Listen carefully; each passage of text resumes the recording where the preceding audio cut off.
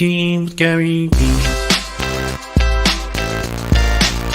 Just text your questions and no stressing cause you're sipping tea. Tea with GaryVee. Good morning, good morning, good morning. Just promoting a little event I'm doing with Matt Higgins on LinkedIn. All right, posted. Good morning, everybody. Hope everybody's super well.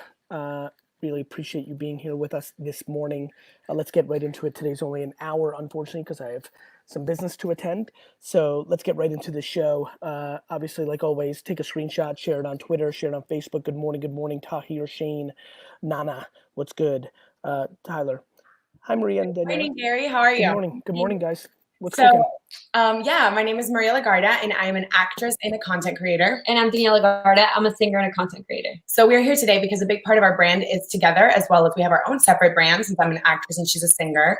And last year was the hardest year of our life, where we went through severe depression, anxiety after losing my brother, all while having to do it in the public eye. In the brink of our career taking off, I had just booked an amazing series here in the States. She was on tour. So we really persevered through that. We were able to start a non-for-profit organization in the name of my brother in Colombia, open up our own clothing company. I mean, we've been really, really doing great in our careers as content creators. We have millions of followers. Everything is going good. So our biggest question for you now is, as my sister told you, we are already very strong in the Latin market. We want to figure out how to be able to cross over into the American audience and also reach the Latinx without neglecting our Latino audience that we already have. What do you recommend? How can we do that? And we also want to be able to show the brands that, we have such a loyal following. We have fans that will buy what we promote. What do you recommend?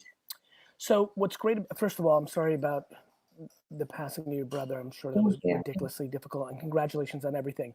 The good news is, Becky G and Bad Bunny, and we've proven this already. Like this, you can cross over, not neglect, the base, and easily play out that, Spanglish, Latin kind of crossover play. It really is truly a couple of things. One, it's patience. Two, because really it is patience. It takes time, right? Yeah. Like, I love how everybody's like, oh, Bad Bunny. And like, people that have been fucking with Bad Bunny have been fucking with him for 5 years, right? So for like, a while now. Right. So like for me, I think it's a couple things. One, similar to, let's just use Bad Bunny or Balvin or Nicki Jam, it is about collaboration with US superstars. There's so many US actors, actresses, content, and definitely music, right, that desperately want to tap in to the Latin culture. So they need you as much as you need them. So I think it's having the humility and the tact to reach out to some of those artists that you want to collab with,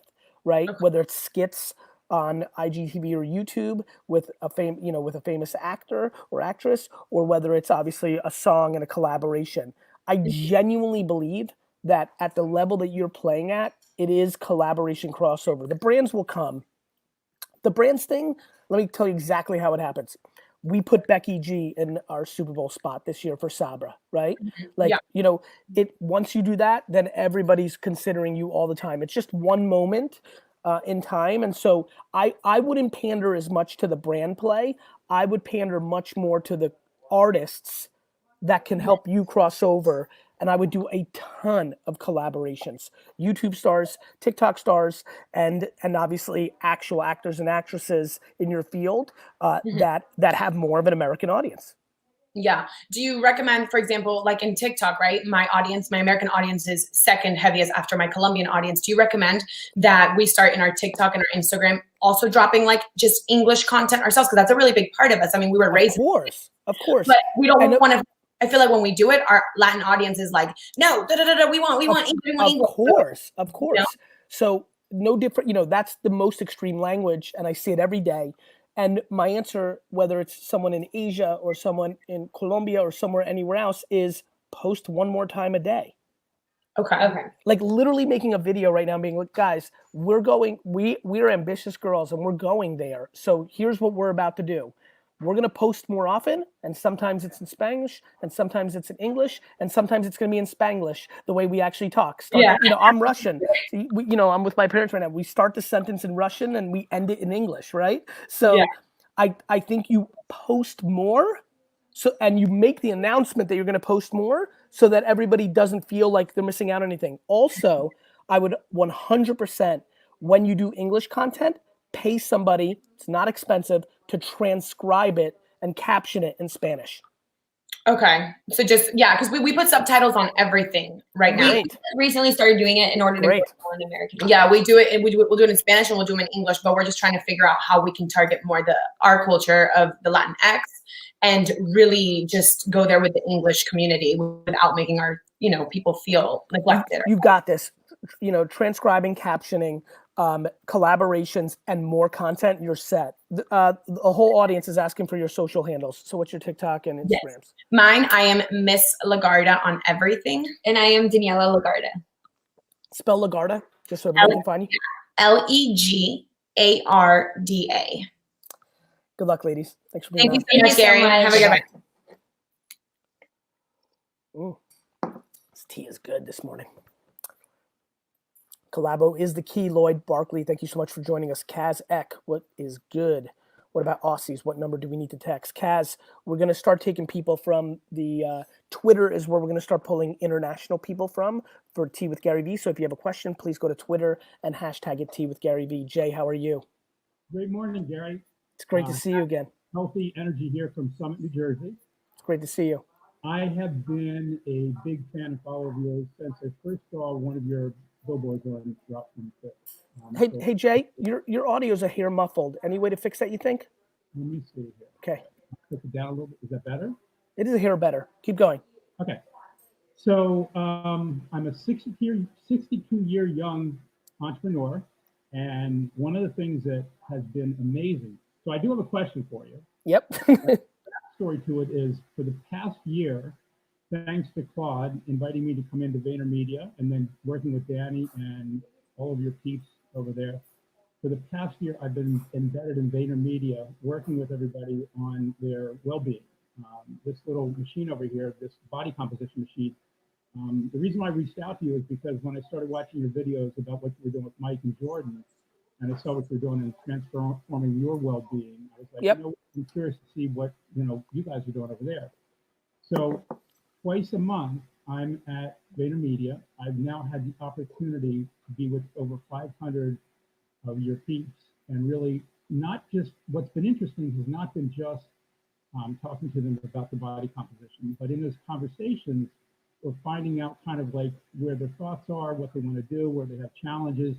And what's great is we have the data, but it really becomes a conversation about what they want to create in their life. And one of the amazing gifts I've got from your team is I was a little concerned when I was there. I'm like, okay, I'm 62. These guys are all young. I deal well with people that are younger, but I was like, maybe they won't hear what I have to say. And what I found is a generosity of millennials with people that have other experience. I think there's an amazing opportunity to create and collaborate. And I've heard you say that in different conversations you've had with people you interviewed, what you're doing over there. So my question that is, during these challenging times, during this window of opportunity, what do you see instead of people that are older that think that they can't, they don't know? Yeah. What do you see as an opportunity to get more people that are younger and older in all ages, kind of like ageless entrepreneurism?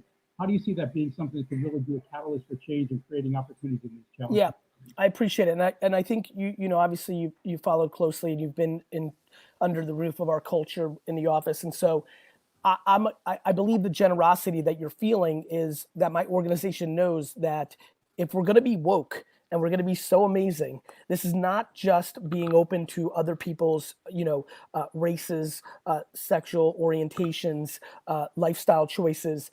I think no question, the number one group of people in our culture right now that are underestimated and suppressed for what they can bring to the table is the over 55 set. I mean, people completely, at least in my world, are completely underestimating the impact, the value, the wisdom, the jokes of like not knowing how to use technology.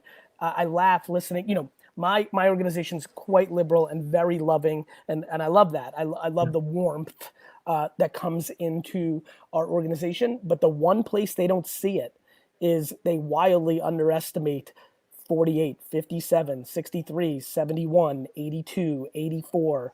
And so I think there's a lot of ageism. I really do. And it's a passion of mine, and we're starting to hire that way. You know, we're going through a ton of resumes, and we're going to start hiring creatives and strategists that are over 60. You live in Summit, New Jersey, which is a nice suburb of New York City. We know that there's an extraordinary amount of retired, actually have finished their careers, ad executives from the heyday of ad world, who actually just woke up and said, wait a minute, I'm 63 years young, I'm bored, who we can hire them at good prices because they're going to be thrilled to be energized and do something. They don't need the salaries they used to make, and we're excited about the impact they're going to make on our youth culture. Let's use this video as a heed to action. If you're 50 to 90 and you feel like you still have it, the answer is you do. Like, if you actually have the hunger to produce an impact, this is an incredible time. And so, to answer your question directly, I think they need to be producing content at scale.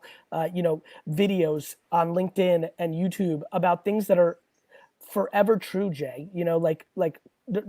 It's incredible to me how many things are true at 44 that I learned at 22, 32, 37, and then that goes on and on and on. And so it's literally just a perspective. There's so many people that dwell and think they were born into a bad situation, and instead of seeing the opportunity that the dirt under their fingernails allow them, they decide that the machine and life is unfair, and they've been handed a bad hand and they don't know how to play that hand.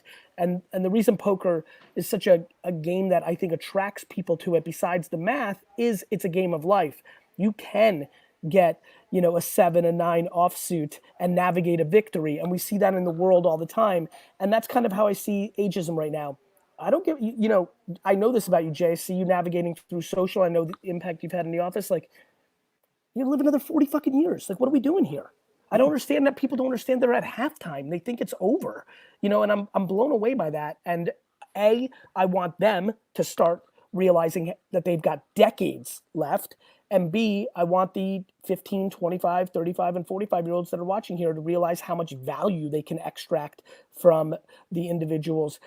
Okay, your grandma or your uncle or a mentor may not know how to be crunk on fucking TikTok, but they can teach you a ton of shit that you will not know for another 2 decades. So I hope they're inspired to make. It's about putting it out.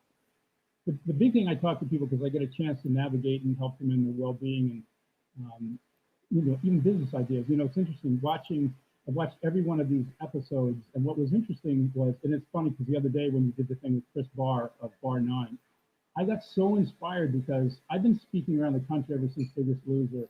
And like you, it's, being a speaker, when you get in front of an audience, it's like powerful. You pull off their energy. When I'm with people one-to-one, you pull off their energy. When I started trying to do some video, it was like, this feels weird because I'm like talking to a machine. But what I found was, and I called Chris back because I said, look, I got to tell you, what Gary said makes so much sense. It's like exercise. It doesn't feel comfortable the first time you do it, but after a while, you feel better about it. And if you come from a place of what you're giving to somebody, then you don't obsess about like, how do I look and how do I sound? So I want 100%. The big things I've gotten recently from you is most people know me for health and well-being, but I've lived my life as a freaking entrepreneur. I've been in startups. I was a branding director for a $6 billion corporation. I've had such an eclectic background, and I wasn't speaking about my business entrepreneurship. And I'm going like, shit, this is ridiculous. Like, what the hell's going on? So thank you for that. You're welcome, brother. I'm going to try to get to a bunch of people today. So I only got 45 more minutes, so I'm going to jump off a little early, but I appreciate that. And that's what happened with me with wine. Jay, thanks for being on.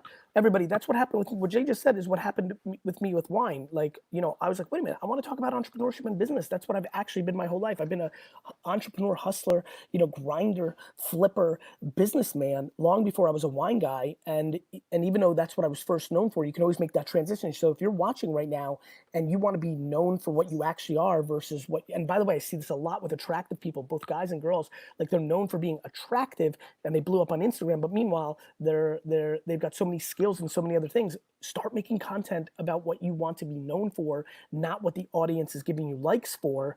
It's going to lead to a much happier life. The reality is that,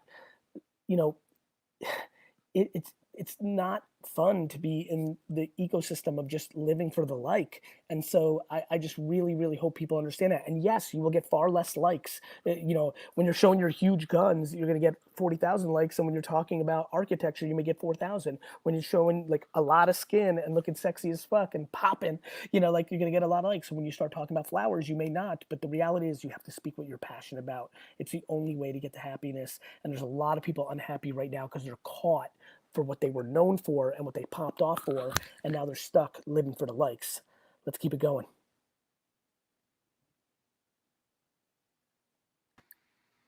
Hello. Hello. How's it going? Good, Ben. How are you?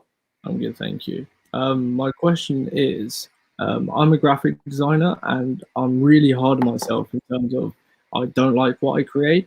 So I'll have a really good idea, but I'm always stuck in this mindset of it's not good enough. I need to do better. I need to keep learning to improve. And that's hindering me ever investing in what I want to put out there.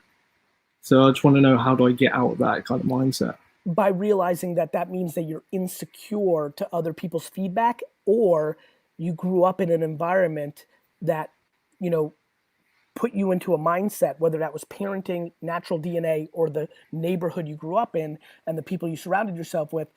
And you have to realize it's a ghost. You have to realize it's a ghost. You're not right. And more importantly, everything is subjective.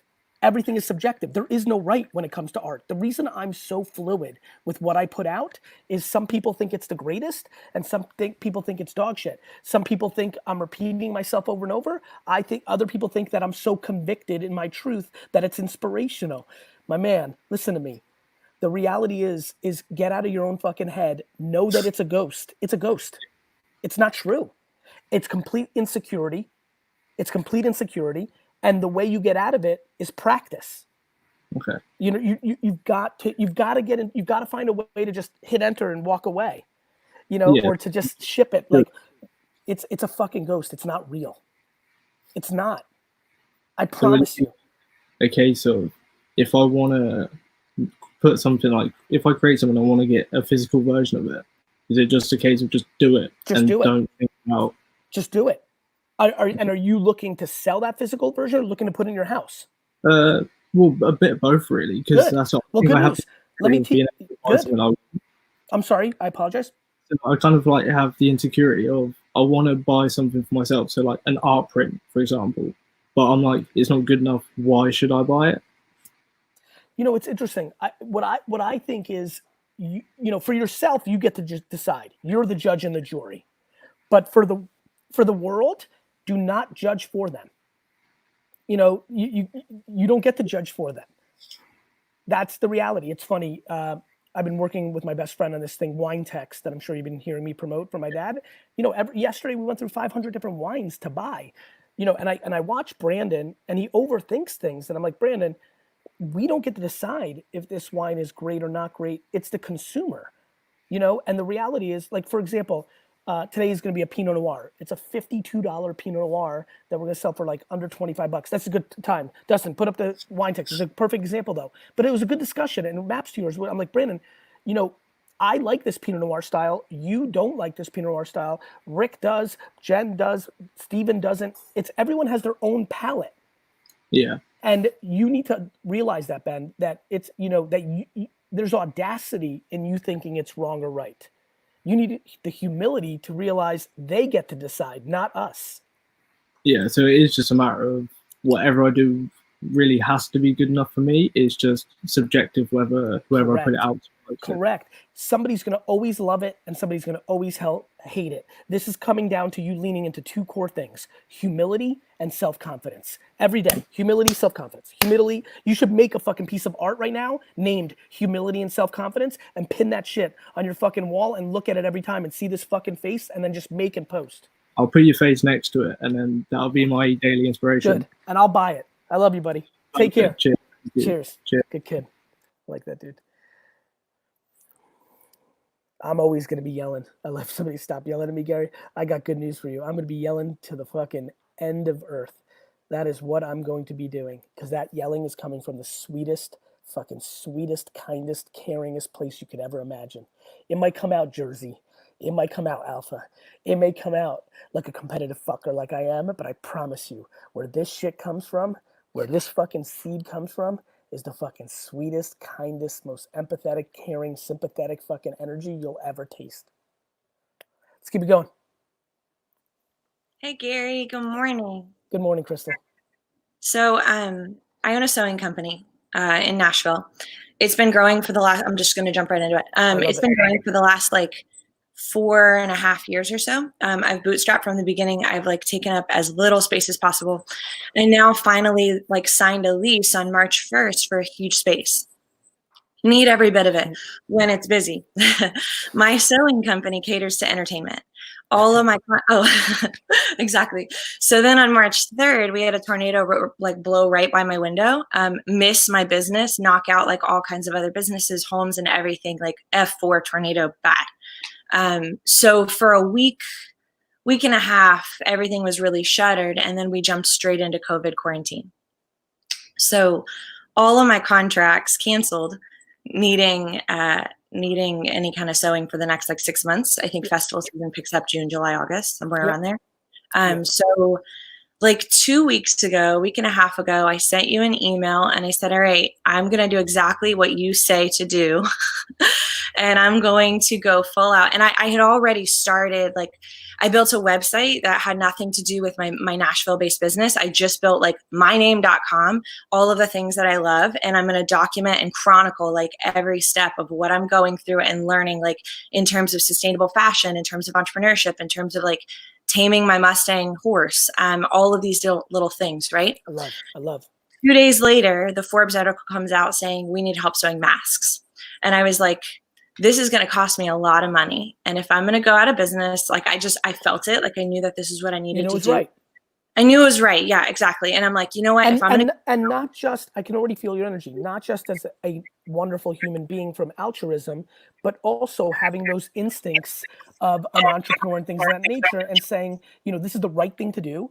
Yeah. And if God willing, something nice comes out of it on the back end, then so be it. And if not, so be it. Exactly. Yeah. It wasn't like everyone's going to do masks. No. Correct. Isn't there like such a fine line between chronicling and documenting exactly what you're doing because it's the right thing to do, right? And then doing it because you want people to see you doing the right thing. Like, yeah, I mean, look, you know, to your point, one of the things that confuses people about me so much, especially my assistants and people that are close to me, is I'm doing all these nice things and I don't bring them up at all. Right. You sent me flowers once. It changed my whole month. Thank you. Yeah, it did. Anyway, keep going. So anyways, so yeah, I started documenting it and I was posting to TikTok every day. I was posting to YouTube. I was posting to LinkedIn. Like the tutorials went on YouTube. The Crystal, what's your website so we can throw it up here while you're talking? crystaldouglas.com, just the way that my name's spelled. Keep going. So anyways, I did it and it blew up. I ended up in the New York Times. I ended up on NPR, like all of these things. And I was like, I didn't expect that. And then the contracts started coming. And the way that I've been sewing like 14 hours a day. And I got all of my girls back to work. And the way that I structure my company, everybody says that I pay too high. I pay high because that's what it's worth, because I do the work and I know exactly what it takes. Plus, so my question, you're building your business. You're like, I pay too high too. Like, I mean, and pay too low sometimes, they say. Like, who gives a shit what they say? It's not anytime somebody tells you you're paying too much, you tell them, look them dead in the face and just say, that's very sweet. You worry about your fucking business. Okay. Got Honestly, it. Like people are like, Gary, you pay too much here. I'm like, They're like, no, you're paying too low here. I'm like, there's 47,000 creators that I can hire. It's supply and demand. Like, it's not super complicated. You know, like I get to choose. Like, you get to run your business, Sally. Yes, exactly. There really aren't a lot of seamstresses in Nashville. Yeah, there's not. Having anybody tell you anything about your business is similar to anybody telling you on how to raise your kids. It's a joke. Me included, we can talk in the macro, but in full detail, like you know, that gets silly because one knows unless somebody's asking, then you answer. But you know, I understand. Don't worry about that. Don't spend another second on that ever again in your life. Like, don't overthink that. Because now I'm slammed. Because what's so funny is in that initial email, I was like, if I fail, I want a job interview at Chattanooga VaynerMedia because I am doing exactly what you said to do. I swear.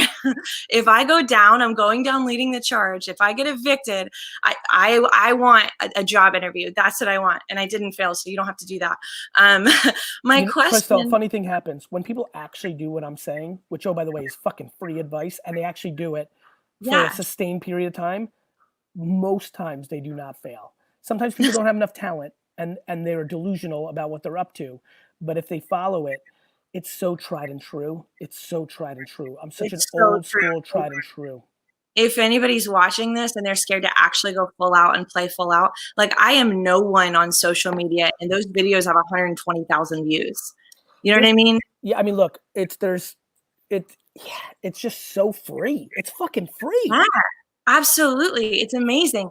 Well, my question yesterday, it was how do you balance the things that you want to do versus the things that you need to do? But then when I woke up today, the question is now, how do I really build a profitable business when I don't care about the money? By not building as profitable a business as you could, but still make it profitable enough that it sustains. It's how I run my businesses. And how do I make it profitable enough where it sustains itself? Because here I'm going on year 5. Yeah, you can't be. Yeah, you have to be profitable, or you'll go out of business. Right. If you want to be charitable, and this might work for you because this helped me. If you want to be charitable as a human being with the profits you make. Okay. If you're charitable within your business, there won't be a business. Okay. You have to make a profit. You see what I'm saying? This really helped me. I struggled with it. I did my charitable work within my business. I didn't fire people that deserved to be fired. I did all sorts of things. And then I realized, well, if Wine Library goes out of business, and then later, if VaynerMedia goes out of business, I'm not doing anything for anybody. So let me get this profitable. It hurts, but I transformed into having that decision-making capability. And I've always had it. I never was underwater. I never was losing money. But you need to have a little bit of a nest egg to have a sustainable business. And then I do a ton of things I'm very proud of with my money after I take it from the business. So you're able to do that as well. Yeah, I think I'm right there in that like fine gray area of you want your employees. Do you struggle with firing people? Oh yeah. Let me tell you something that really it still is and was by far the hardest thing for me as an operator. What you'll be surprised. This is going to hurt me saying it, and I think it's going to help you. Once you realize that that's your ego talking, it's going to help you a lot. One of the things that happens with people like us that I'm sensing from you is you feel like they're better off with you, that you can shelter them, that they're not good. And I did this all the time. They're not good. So if I let them out into the wild, they're going to really suck out there. I knew you were going to get this. So the reality is it's not true. And what you're doing is you're building up subconscious resentment towards them, which allows you not to manage them properly. And you would do them a much bigger favor by letting them go and giving them maybe a little bit bigger severance package or maybe a month's of pay or something than doing what you're doing right now. Yeah. Okay. Whoa. You have no idea what I'm walking away with. I do know. That's why this format has been so great, right? Like, not having to be rushed and kind of trying to go for a fast impact like I do on the podcast or Ask GaryVee. Like, by spending these few minutes, I could start really getting a sense of you. And I was like, oh, fuck, I think she's dealing with you. Not only do I know what you're leaving here with, as happy as you are with me right now, because you listened and it worked, what could have been the worst time of your career turned into the best. You're going to love me even more for this one, because in 2 or 3 years, you're going to be just happier. Yeah. Can I ask one more question? I'm going to get to everybody else, but we can have you back on next week. I just want to know if you're doing 4Ds in Chattanooga. We will. Yes. We're just trying to figure it out. But yes, and I'll be there, and then we get to high five it out. All right. Thank you. Right, see ya. 4Ds is a daily digital deep dive. It's a one-day consulting product that we do at the Sasha Group, which is the agency that we have.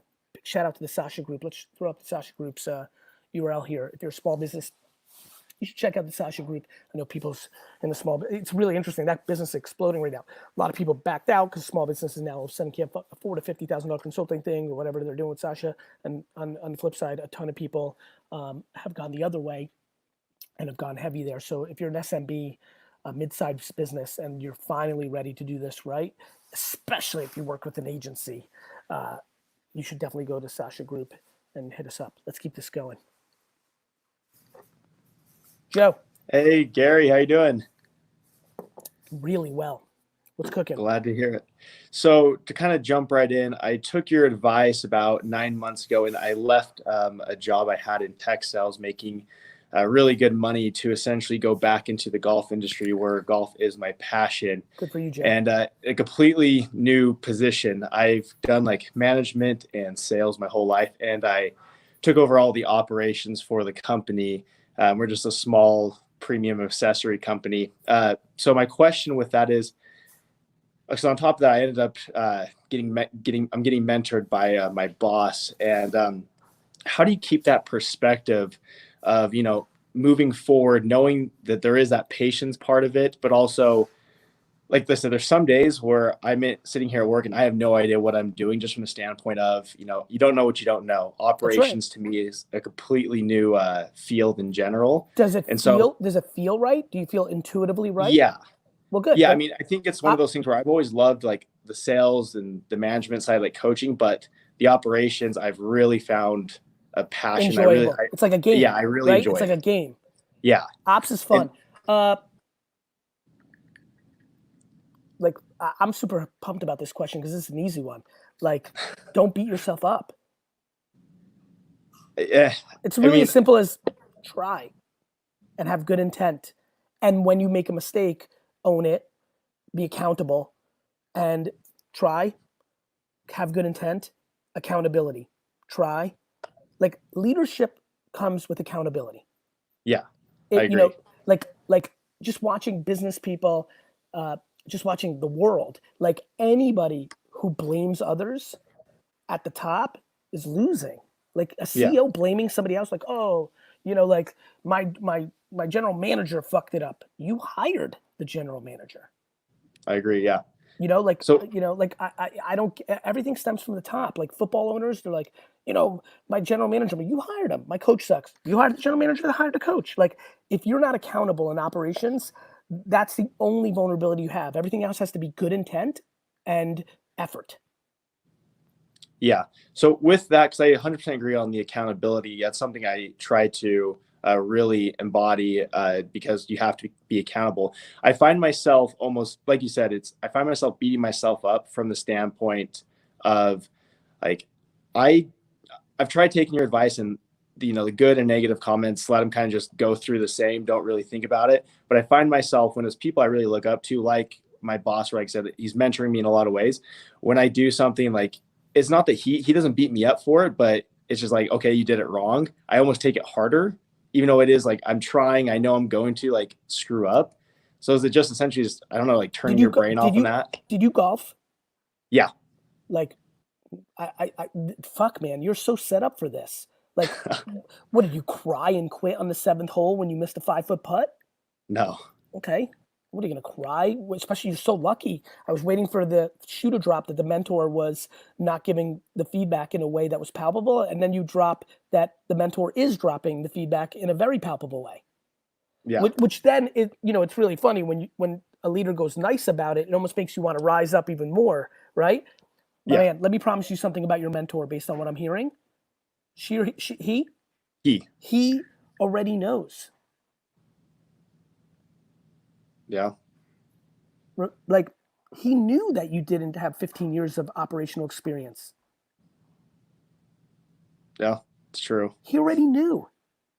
When I hire people and they make all these different mistakes, I knew they didn't know how to do it. When I move people from a different job into a new job and they fail miserably, I'm not upset with them. I knew there was a risk factor. He knows, bro. Yeah. He also knows that you have the demeanor, the energy. I can even feel it in this call to fucking figure it out over the next 3 years and be fucking great at it. Yeah. I just beat myself up really quick over it. Stop crying. Yeah. Every second you sit there and dwell that you let him down or you're disappointed in yourself is a second that you're not putting in to figuring out how to be better at it. Yeah, it's true. It's I good. know, bro. Listen, promise me, the second you go down that pipe, be like, fuck, if Gary's watching right now, he'd punch me. Like, you know, like just go there. Don't let yourself go there. It's a complete waste of time. Who gives a fuck? I agree. Who cares? No, it's great advice. It's true. Use what made you good at golf to focus on this. You just can't dwell on the last putt, because if you do, your whole day is going to be ruined. Hey, you're fucked if you do that. See, that was the first time in your voice that you had conviction. Just convert that now into ops. Bro, I make mistakes every day. Big ones. Yeah. Now. GaryVee. Yeah.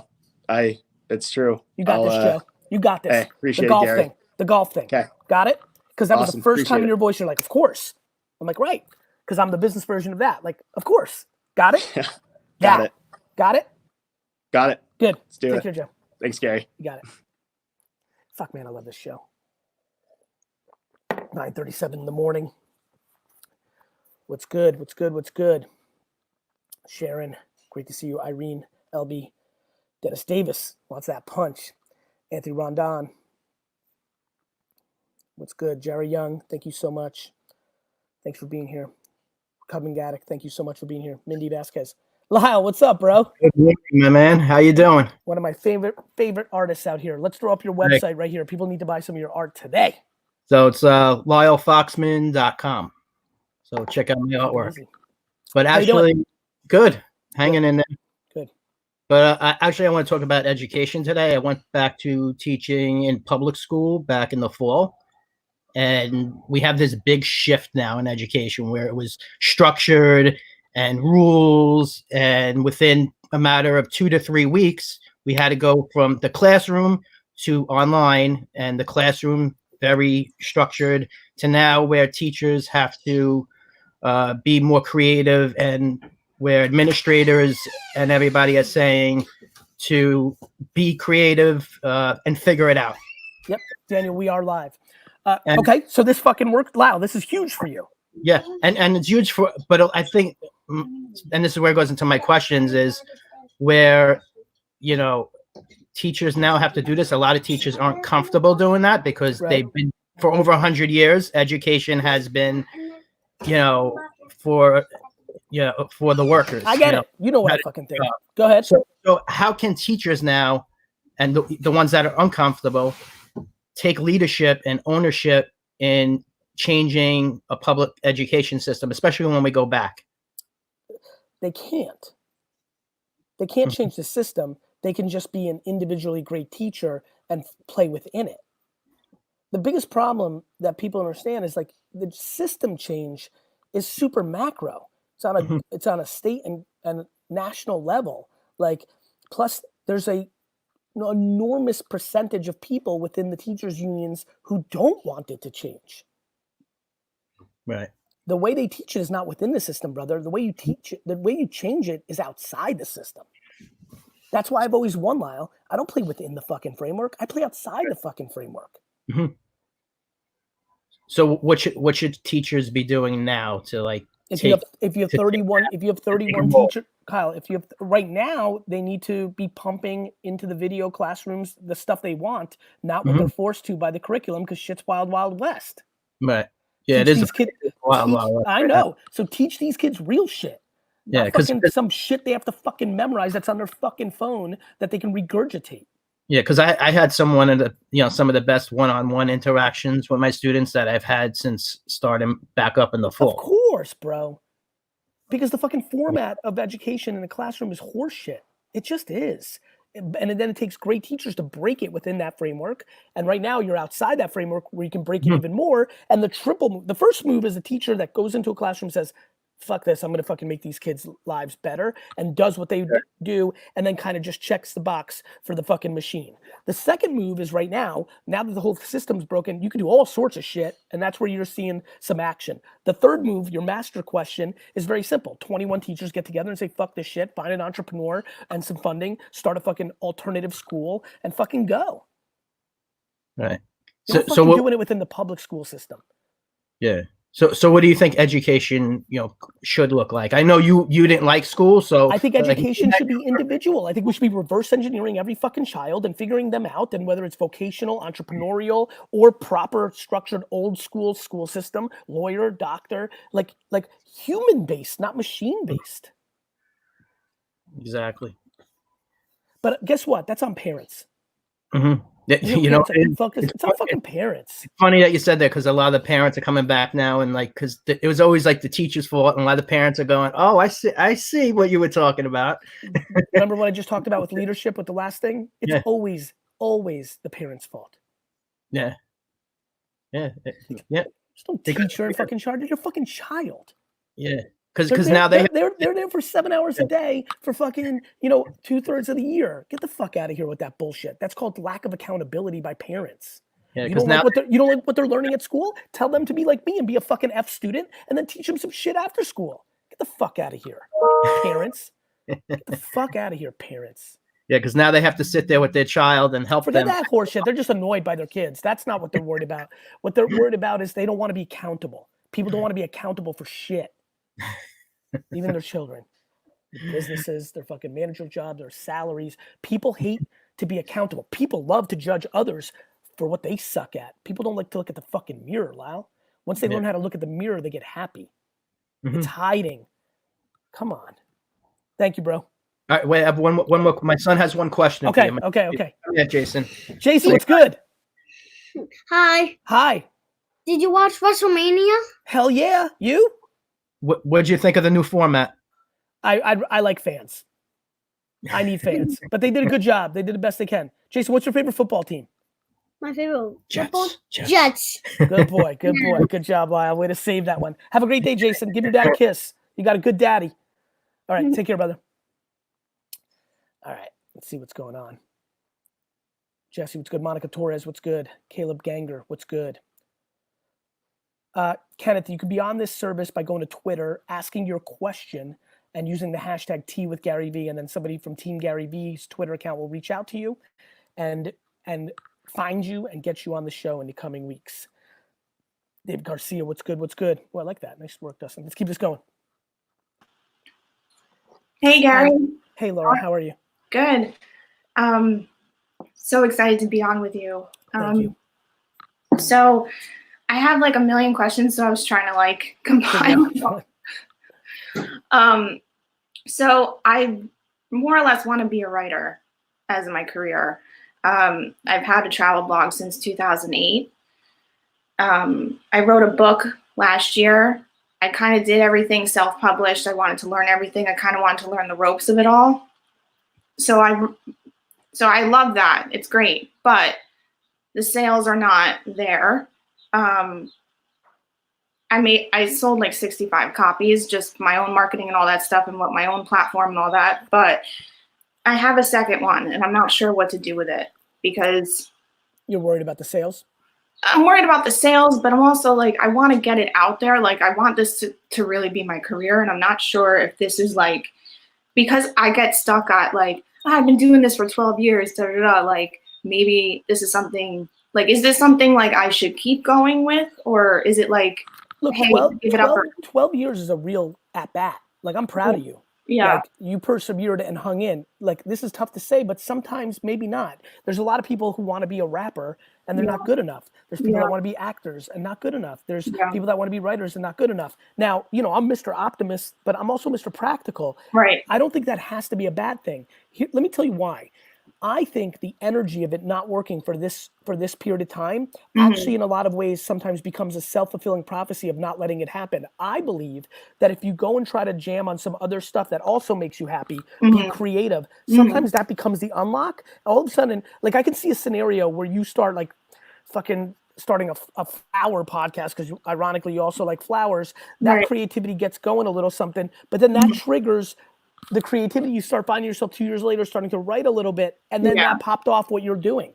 Yeah, I mean, I started writing on Elephant Journal too. Love. It was a different type of writing because I don't travel like I used to. I started this when I was 18, so I'm 30 now. So I've changed so much in that period of time. So I actually enjoy that type of writing. My website is now where I have my travel when I can, and then I write also whatever I want to write about. But like my main thing about my books is like how to deal with anxiety and like how much free content are you putting out on the internet with you in video form talking about those subject matters? I actually hate video.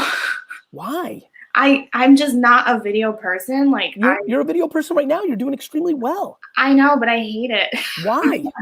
Because are you self-conscious about your looks? No, it's not that. I just don't feel like I have like the personality for it. You're wrong. I really don't. You're wrong. Yeah. You've decided that for yourself subjectively. Yeah. Yeah. I mean, yeah, I guess it's not, I guess it's uncomfortable for me to kind of like talk to myself. You know what I mean? Yeah. So what you could do is actually start a Zoom or live. You could go live where there's other people. Like right now, Jerry Young's here and Sunshiny and Robert Blake, and that makes me feel more comfortable. Like Rohit Gurva, like Brian B. Like maybe, I mean, I couldn't disagree with you more. I've done this a ton and recognize when people are wildly uncomfortable with video. Yeah. You've arbitrarily, from an insecure place or a subjective place or an ideological place or just a random thought place, have decided that. Yeah. But didn't you say too though, because I've like followed you for so many years and I'm like huge on your content, like if that's not your strong suit, should you not? That's right. That's right. Because writing that's right. But I've got a problem with that. Yeah. You've given writing 12 years. You've given video 0 fucking days. Yeah. I don't know if it's your strong suit. And guess who else doesn't know? You. Right. Yeah. No, I get it.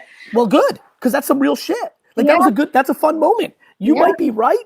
I'm just intuitive about this and feel like you could definitely talk to the video camera. Yeah. I would just have to like, you know, I'm sure it's uncomfortable for a bit, but I guess I just. Oh my God, watch this. Do you see any, are you watching in a way that you can see comments somewhere? Yeah, a little bit. Right. Real quick, everybody. How many of you are doing video now, like it, but hated it at first? Go, give me a yes. I promise you, you're about to be blown away. So many people struggle with it at first, but like you're going to see so many yeses right now because like people, I mean, almost everybody, by the way, there's actually, most people are, I mean, look at this. This is fucking ridiculous. Yeah, but I guess, so my other quick question though is because I have this second book and it's for like anxiety for teens, because I just, you know, a lot of kids are struggling. You need to make 3 videos a day on TikTok about anxiety for teens for 4 months. And then when you put the book out, it'll fucking sell like crazy. This is why we're having this convo. Yeah. But do you think like there's a difference between like self-publishing or traditional, or it doesn't matter? No, both win, both lose. Yeah. I think nobody knows who the fuck you are. And then when you try to sell something, it's hard to sell. Yeah, because the problem is like, I've gotten a lot of feedback over the years of like, oh, I love your stuff. I love your stuff. But then I'm like, but it's not showing in sales, or it's not showing in like numbers. You know what I mean? I'm like, what the fuck am I doing wrong? What you're doing wrong is not building a personal brand to leverage against. Yeah. Yeah. Meanwhile, you're also crushing this video conversation. Everyone's going crazy. No, seriously, don't do this to yourself. Yeah. I want you to make 2 to 3 fucking, I want you to do 2 to 3 fucking videos on TikTok a day about anxiety, and you'll fucking have like in 3 months, you'll have a real audience of young adults that will want to buy your book. Yeah. Like we're fucking in the prime moment of being able to get to that audience because of TikTok. Like it's a fucking gift. You won't open the fucking gift. It's a gift. You won't open it. I know. I was starting to play with it a little bit and put out like, I put like, you know, I'm just messing with it to try to get it out there. Trying. But you're not putting yourself in it. No, not necessarily. But like, I mean, I posted one, I got like 400 views, and I was like, this shit's insane. So what the fuck are we doing here? I don't know. What's your Instagram? It's Travel Jersey Girl, but it's spelled Jerz. Okay. Girl. Dustin, find that, pin that. I want everybody to, how many followers do you have? Like 1850, I think. Nice solid number. Good. Let's get that up. So is that no, right? It's Jerz, no Y. No Y, Dustin. Laura, what part of Jersey are you from? I'm actually from Edison, New Jersey. I'm from the same town. That's amazing. What high school did you go to? No, he spelled it wrong again. I know, he's a Dustin. Go ahead, Laura. Do you know Edison High School? Yeah, I would have went to JP Stevens. Oh, we didn't but- like you. I know, I'm aware, but good news. I moved right before high school to Hunterdon County, so I went to North Hunterdon High School. Okay. Laura, listen to me. You're making Yeah. a huge fucking mistake. Yeah. All right. Well, Well, I'm not right. Like, we need to talk this through. No, I mean, listen. I mean, we're all fucking quarantined, so I have nothing but time. So I might as well just say fuck it and try it, right? Look, like Beth wants to follow you so bad. Like, people want to. Yeah. Listen to me. You're a Jersey girl. You can do this. Yeah. Going through Edison High is way harder than fucking making a TikTok. Yeah. Well, I also, because I feel like I resonate with you so much because we're from Jersey, and I knew you were from Jersey somehow, because that, like, the cursing and like the Jerseyness, I'm like, no, he's from Jersey. But like, I also feel like that could, I'm sure you've had the same thing where it's like, hey, you shouldn't curse so much. But I'm like, but yes, that was my. I'm like, that's me. But fuck them. Exactly. I Yeah. promise you, you be fully you on TikTok 3 times a day. Really get into the culture of TikTok. What kind of videos make, and you fuck. Laura, listen to me. These young girls and guys need you. Yeah. Don't do this for me. Don't do this for you. Do that for them. Make videos. Do it for them. Now you have 2,045 followers on Instagram. What's your TikTok? It's the same thing. Travel Jersey girl across the board. Twitter, same. Do you have a YouTube? I do not, but I have. Because you don't make videos. No, no. I tried back in the day. And I was like, nah, fuck that. I'm not about it. Listen to me. Yeah. Listen to me. I'm telling you, this moment was for this. Yeah. Yeah. Corona happened so we could talk. I agree. So good. Yeah. You're a fucking Jersey girl. You should not have a problem with this. I mean that. I know. You could do this. I know. Tell me some real shit. Tell me why you're not doing it. Is there anything I'm not thinking about, like weird stalker boyfriend or fucking bad? I'm being really real. No, with you. no, I want you to win, so I want to know. It's just like uncomfortable. It's just uncomfortable. Honestly. Yeah. I think intuitively, I think you can break through. Yeah, and I honestly think it's just like And Laura, real quick before you finish. Yeah. Because I want everybody to hear this. I swear to God, I don't do this all the time. There's a lot of calls I do. There's a lot of people I interact with. I don't push them all the time because I don't always think they can. There's some weird fuckers out there. You know, they're not, but I really think you can do this. Yeah. I mean, because I want, like, with my books too, because I've struggled with anxiety too. So it's just like, it's very personal to me. So I just feel like between. I need you to be more vulnerable in your videos then and put them out on TikTok. Help these kids. Yeah. Okay. I'm telling you right now, you can't imagine how huge you can get on TikTok with this truth, with this Jerseyness, with like once you get going. Like I talked to somebody the other day and she's a little bit more of a comfortable content creator. It literally took her 4 hours. She DM'd me, she's like, you fucking changed the game for me already. I'm killing it. Like voice impressions, different things. There's so much cool shit going on there. Yeah. I think you can find your spot. I'm telling you. All right. I believe you. Are you gonna do it or are you like bullshit? No, I will. I mean, I'm not gonna lie to you. I am very uncomfortable about trying to do it, but I'm gonna play with it and see and just. I mean, I have nothing to lose at this point. What's gonna happen? You're like best friend from college. You're gonna be like, oh, you fucking suck at TikTok. I can give $2. I can give $2 about that. But so listen, then that's what I believe. Like I'm systematically going through the cliche reasons one doesn't. Yeah. I'm personally. No, I'm not stuck. I almost feel like you just fucking decided. Yeah. Yeah. But things change, right? Yeah, you can undecide. Yeah. Laura, do this, please. Yeah. Do me a favor. Promise me this because everyone's following you right now. And so like they're gonna tell me tomorrow that you fucking I know, that's why I was it's over. making me nervous. Yeah, you're in deep shit now. Everyone's watching and everybody's following. Everyone's following you now. So tomorrow they're all gonna be back because I'm back tomorrow. I'm about to wrap up here at 9 a.m. I can't wait to see all of you back. We're all following you. Yeah. I'm gonna put my whole team on it. No pressure, right? I need you to make 2 or 3 TikToks today and 2 or 3 Instagram. Make an Instagram video where you just talk about things. Okay. You can do this. I'm uncomfortable as fuck, but okay. I like that because the most uncomfortable as fuck shit usually leads to the best shit. Yeah. By the way, they need to hear you. You can help them. Do you understand that if you get serious about TikTok, you're gonna save a child's life? No, I know. I mean, it's. Well, you're not saving shit with 65 bullshit books sold on fucking Amazon, Laura. Yeah. Are you looking at me? Do you understand right now? Yeah. So here's what's really going to happen. Listen to me. You go on TikTok, you go fucking ham. You're going to build a real fucking audience. I promise you. I can feel it with my whole fucking soul. Those, A, you're going to save kids' lives in that content. B, a bunch of them are going to buy books, which is going to make you happy because you've been wanting to be a fucking writer for your whole life. And it's going to be a fucking self-fulfilling prophecy of fucking good versus you decided you don't do it and nothing fucking happens. Right. I mean, and those 64 books, fucking a half of the people that bought it. Yeah. Yeah. 2/3. Yeah.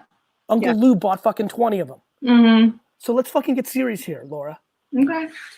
TikTok to the fucking face. Okay. I mean, I don't even know what the hell I would say, but I'm going to tell you what to do right now. Okay. You're going to go and right now, literally hang up and watch 3-4 hours of TikTok. Literally watch. Click the trending topics, go in your feed For You page and just watch. You're going to see trends. You're going to be like, oh, everyone's doing this. Okay, my way of talking about that through the lens of anxiety, I'm going to make this video. You're going to fucking figure it out. I believe in you. You're creative. Okay. All right. All right. Well, thank you so much. You're welcome so much. All right. Thank you. Talk to you soon. What an episode. Hope everybody enjoyed it. Now I got to speak to 1,500 executives in a humongous company. So I'm going to go into that stream, some old school software, none of this tremendous StreamYard. Anyway, real quick, last pitch. I got you, Dad. Last pitch, put it up right here, wine text today. If I'm bringing you value, this is not even for me. It's not empathy. It's for Pops, for my dad, who I love the most. Please sign up for wine text today. $50+ Pinot Noir. That's bonkers. For under $25 a bottle. It's going to sell out probably within 30 minutes. So when you get the text, do it. Please sign up for wine text. If you do, when you get the confirmation thank you screen, post it on Twitter. I want to follow you as a thank you. I love you, Dustin. Thank you so much for the 1s and 2s. We'll be back tomorrow full time. Good show today, Dustin. Very good show. For 1 hour, we've got a lot in there. That last one, huh? Yeah. That last one, huh? Dustin, are you signed up for wine text? I am, but I don't drink wine. Well then, dude, unsubscribe. I don't need to fucking pay for you. It costs money to send a text, dick. I know. Fuck. Dustin. I'm hoping one day, maybe. Get the fuck out of here. Unsubscribe. I'll talk to you later. See you, everybody.